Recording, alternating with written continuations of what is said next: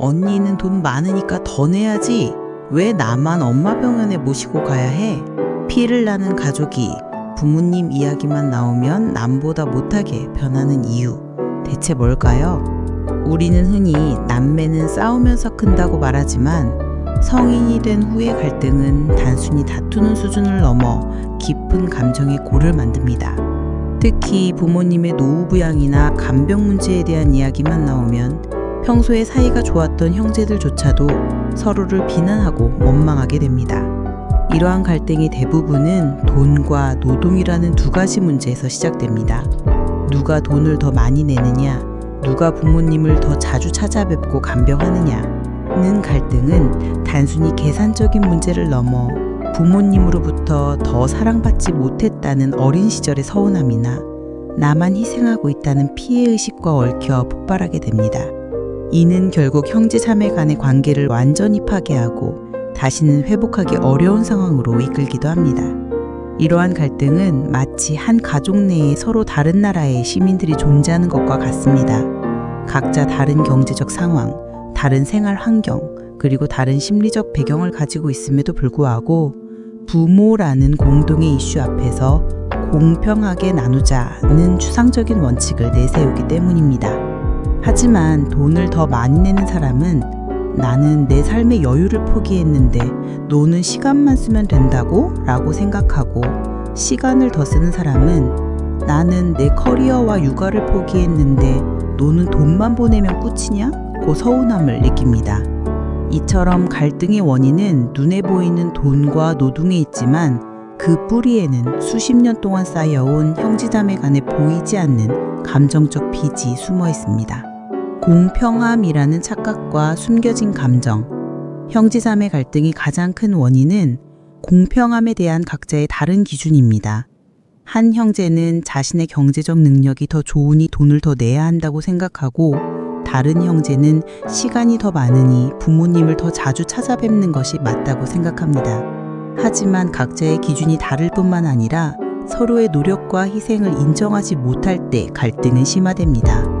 돈을 더 내는 형제는 나는 내 돈을 썼는데 너는 몸으로 때우는 게 말이 되냐고 생각하고, 시간을 쓰는 형제는 나는 내 삶을 포기했는데 너는 돈만 보내면 끝이냐고 서운함을 느낍니다.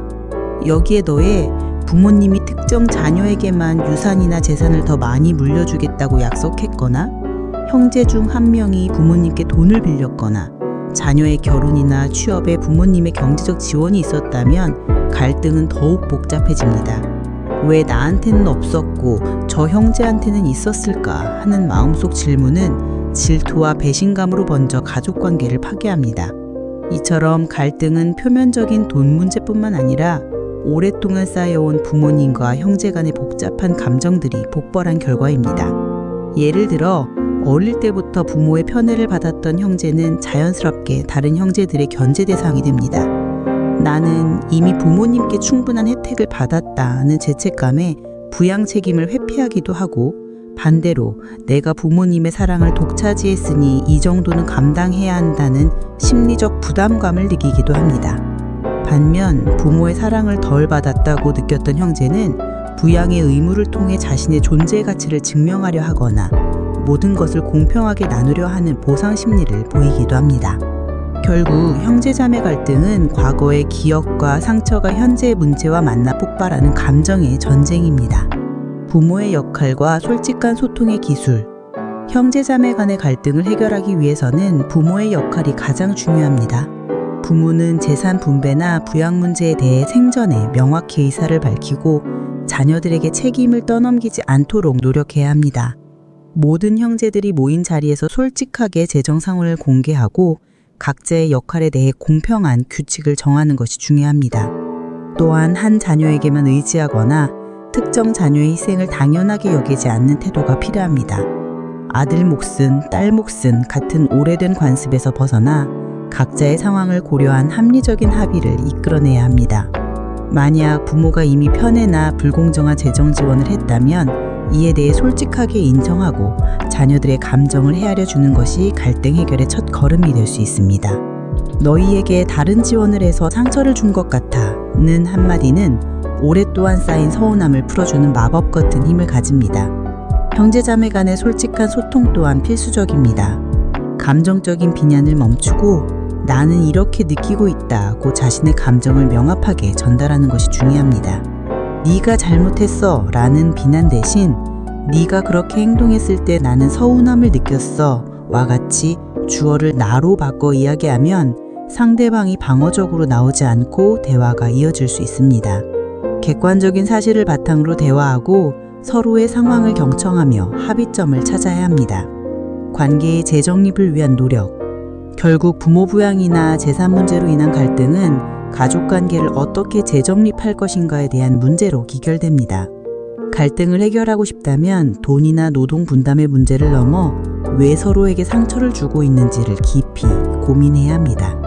서로의 마음속에 쌓여온 서운함과 원망을 이해하고 서로의 다름을 인정하고 존중하는 노력이 필요합니다. 이를 위해서는 가족 구성원 모두가 한자리에 모여 솔직한 대화의 시간을 가져야 합니다. 만약 감정적인 대화가 어렵다면 가족 상담 전문가의 도움을 받는 것도 좋은 방법입니다. 간혹 형제 자매 간의 관계를 위해 부모가 모든 것을 희생해야 한다고 생각하는 경우가 있는데 이는 또 다른 갈등의 불씨가 될 수 있습니다. 갈등의 원인을 직시하고 솔직한 소통과 서로의 입장을 이해하는 노력을 통해 가족 관계를 건강하게 재정립하는 것이 진정한 행복으로 가는 길입니다. 이는 당장의 문제를 해결하는 것을 넘어 미래에 발생할 수 있는 더 큰 갈등을 예방하고 가족이라는 울타리 안에서 진정한 지지자가 되는 과정입니다. 이 영상이 형제자매 관계를 회복하고 더 이상 서로에게 상처 주지 않는 건강한 가족으로 거듭나는데 도움이 되기를 바랍니다.